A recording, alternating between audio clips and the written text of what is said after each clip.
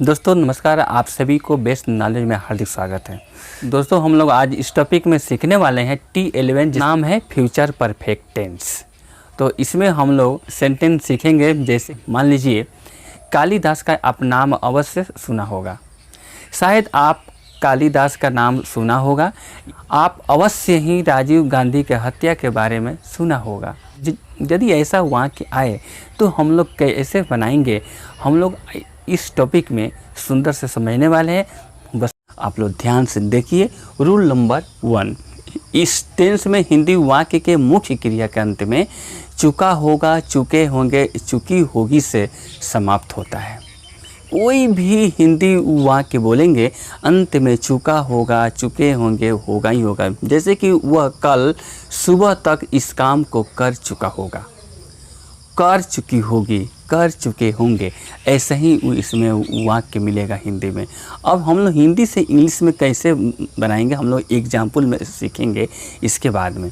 Rule number 2 देखिए। Rule number 2 में लिखा हुआ है कि इस टेंस में केवल 2 सब्जेक्ट फर्स्ट पर्सन INV के साथ सहायक क्रिया शैल हैव का प्रयोग होगा।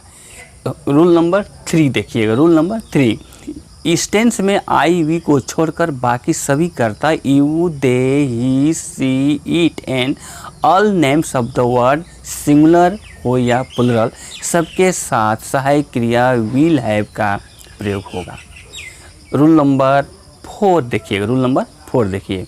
रूल नंबर 4 में सीखेंगे हम लोग इस टेंस में सब्जेक्ट के अनुसार सहायक क्रिया शैल हैव, विल हैव देने के बाद मुख्य क्रिया का तीसरा रूप का प्रयोग होगा। यानी कि जिस टेंस में केवल परफेक्ट शब्द लिखा होगा ना, उस टेंस में मुख्य क्रिया का तीसरा रूप बिल्कुल फिक्स है कि होगा। सीखते हैं हम लोग एग्जाम्पल नंबर 1। हम लोग कल सुबह तक अपना कार्य समाप्त कर चुके होंगे। हम लोग कल सुबह तक अपना कार्य समाप्त कर चुके होंगे।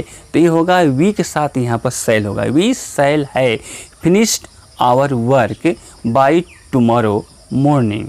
एग्जाम्पल नंबर 2, वह कल 10 बजे तक अपना कार्य पूरा कर चुकी होगी। She will have completed her work by tomorrow 10 o'clock। यानी कि वह कल 10 बजे तक अपना कार्य पूरा कर चुकी होगी।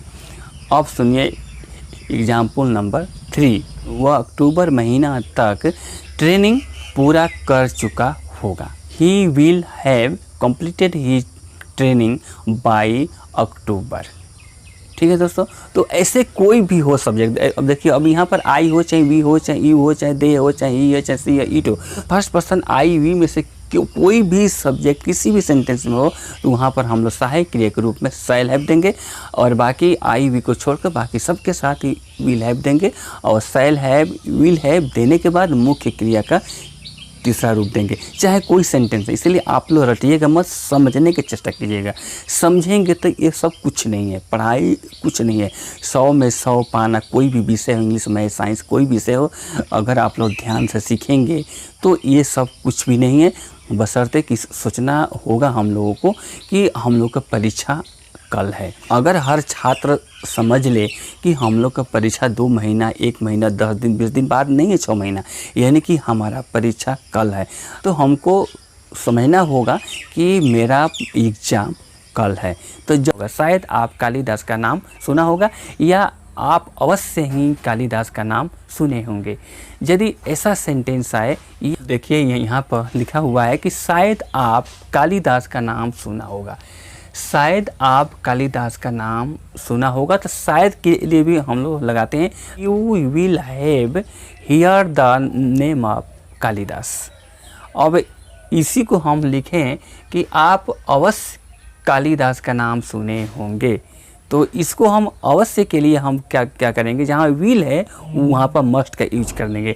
You must have hear the name of Kalidas. You will have heard about the assassination of Rajiv Gandhi, यानी कि आप राजीव गांधी के हत्या के बारे में सुना होगा या आप अवश्य ही राजीव गांधी का हत्या के बारे में सुने होंगे। यदि ऐसा है अवश्य आ जाए तो हम लोग क्या करेंगे, विल के बदले मस्ट दे देंगे, यानी कि you must have heard about the assassination of Rajiv Gandhi. यदि ऐसा सेंटेंस हम लोग को यदि वाक्य में आए तो हम लोग बहुत ईजी है, सब ऐसा ही बनेगा। बस आप लोग समझेंगे इसको इसे ध्यान से तो ये कुछ नहीं, रटेंगे तो ये नहीं होगा। बस सीखना है कि शायद हो तो ऐसे बनाएंगे, अवश्य हो तो कैसे बनाएंगे। जो हम लोग पहले सीख चुके हैं ना इसमें कि आई वी के साथ फर्स्ट पर्सन के साथ लगता है सेल है और बाकी सब के साथ लगता है विल है, चाहे यू हो, चाहे दे हो, चाहे इसी इट या किसी का नाम हो, चाहे सिंगुलर या प्लुरल। अगर अवश्य आ जाए तो हम जहाँ विल देते हैं, सेल देते हैं, वहाँ पर मस्ट कर देंगे। अवश्य आ जाए तो जहाँ विल लगा है वहाँ पर मस्ट कर देंगे। You must have hear the name of Kalidas या the name of Mahatma Gandhi या the name of lord Ram, lord Krishna या गौतम बुद्ध, ईसा मसीह, जिसका भी नाम के बारे में बात किया जाए कि बशर्ते कि रूल वही है, शायद के लिए लगता है सेल हैव या विल हैव देंगे और अवश्य के लिए विल सेल के बदले में मस्ट कर देंगे और है, और जो बाकी रूल है सब सेम होगा, rest rule will be same. जो बशर्ते कि हम लोग को किसी भी टॉपिक को समझना है एक बार में तो उसे शुरू से अंत तक एक बार ध्यान से देख ले, एक बार या दो बार। दोस्तों यदि ये वीडियो आप लोग अच्छा लगे तो लाइक कीजिएगा, शेयर कीजिएगा। सब जय हिंद, जय भारत, वंदे मातरम।